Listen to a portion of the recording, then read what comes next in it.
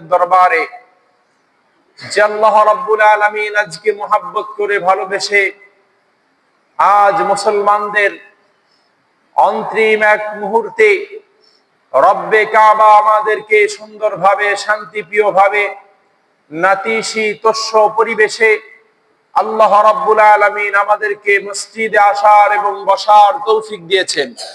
সেই রব্বে কাবার দরবারে সকলে একবার শুকরিয়া আদান করি, আলহামদুলিল্লাহ।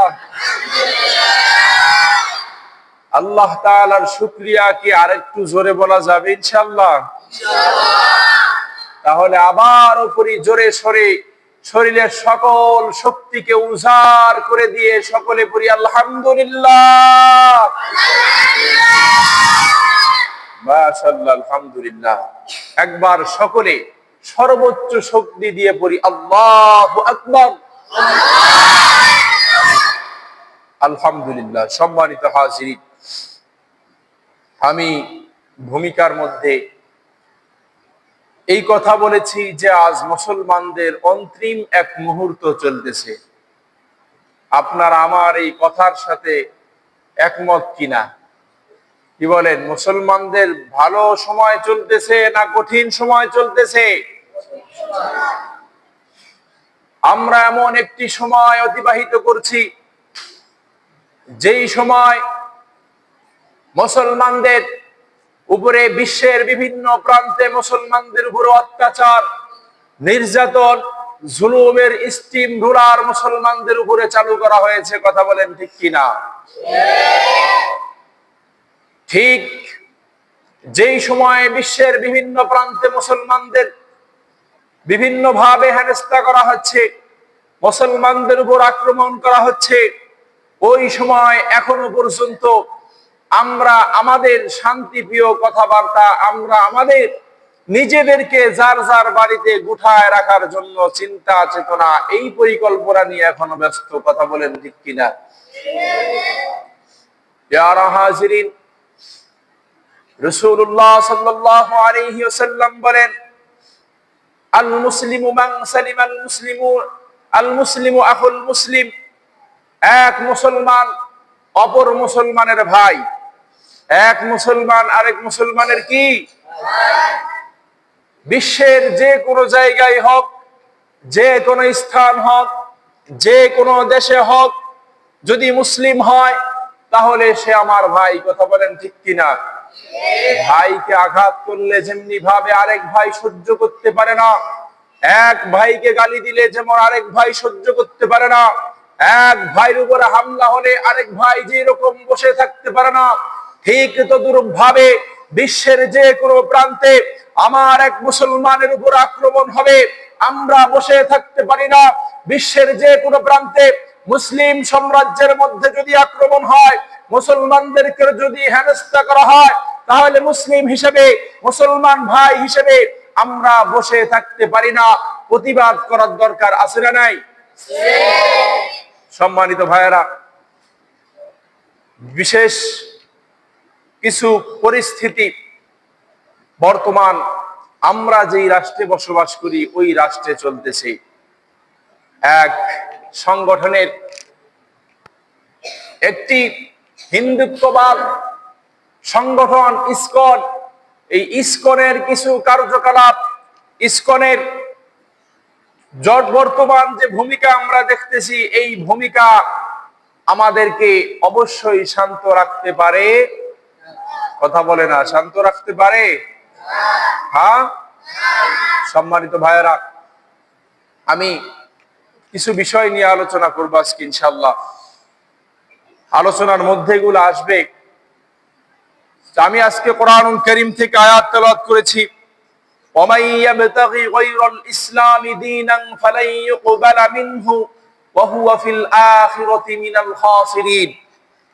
আল্লাহ রাব্বুল আলামিন সূরাতুল আলে ইমরানের 85 নম্বর আয়াতের মধ্যে বলেন, যে ব্যক্তি ইসলাম ব্যতীত অন্য ধর্ম গ্রহণ করিবে তা কখনোই আল্লাহ রাব্বুল আলামিনের কাছে গ্রহণযোগ্য হবে না, আল্লাহ তাআলা গ্রহণ করবেন না। সুতরাং ইসলাম ব্যতীত অন্য যত ধর্ম আছে পৃথিবীতে এগুলা একটা ধর্ম সঠিক না, কথা বলেন ঠিক কিনা?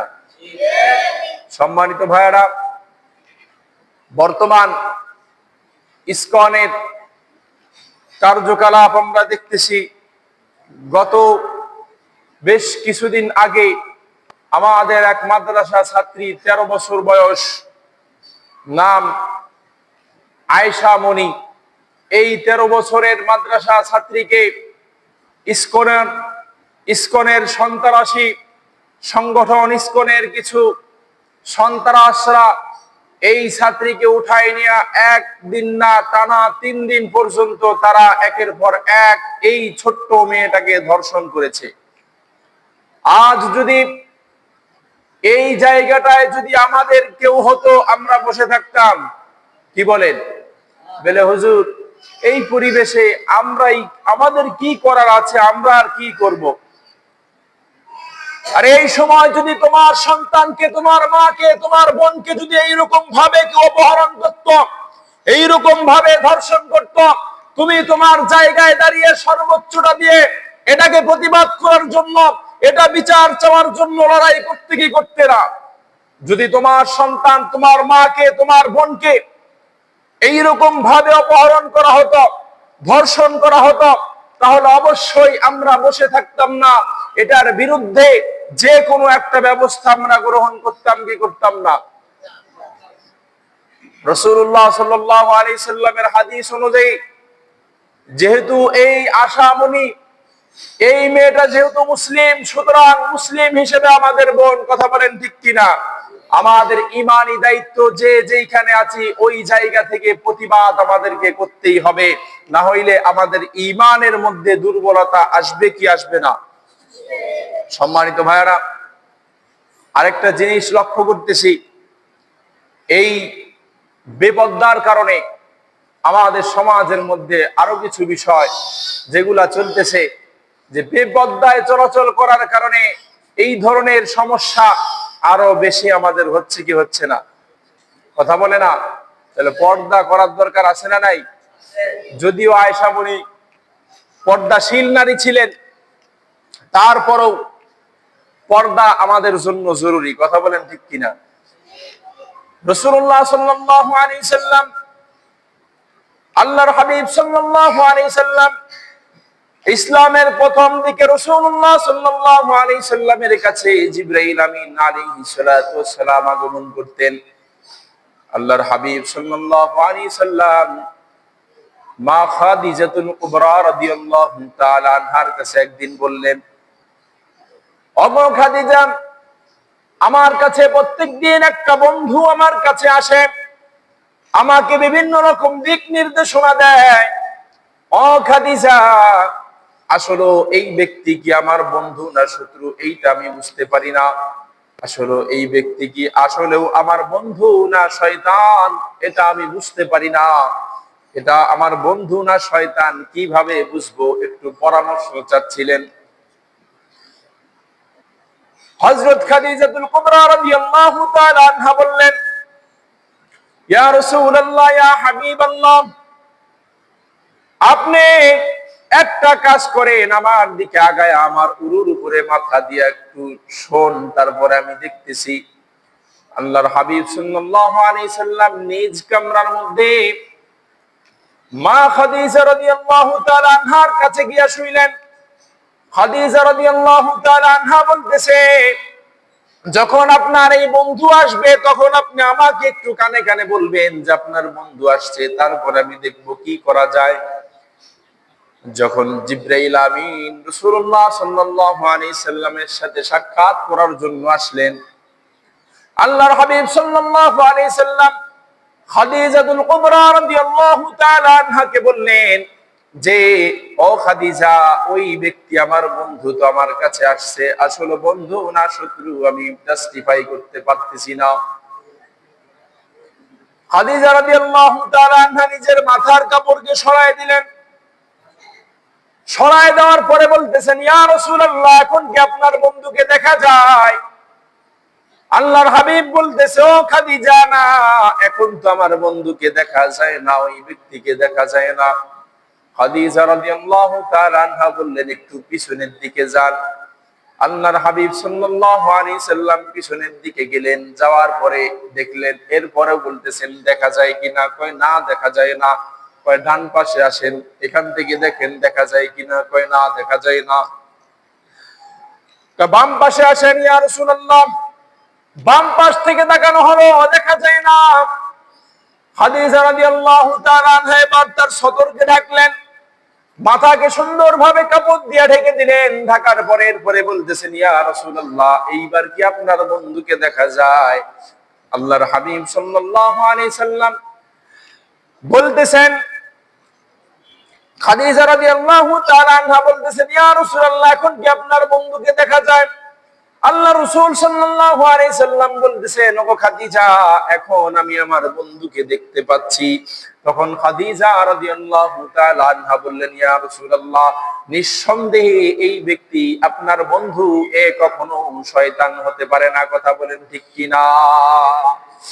কারণ শয়তান সব সময় এরকম চিন্তা চেতনা থাকে। শয়তানের কার্যকলাপ কখনো পজিটিভ হইতে পারে না। শয়তান সব সময় নেগেটিভ সাইড গুলা দেখে।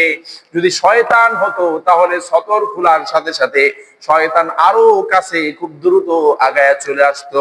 যেহেতু আল্লাহর ফেরেশতা, সুতরাং এত কাছাকাছি আল্লাহর ফেরেশতা সতর খোলা থাকা অবস্থায় আসতে পারে না। কথা বলেন ঠিক কিনা?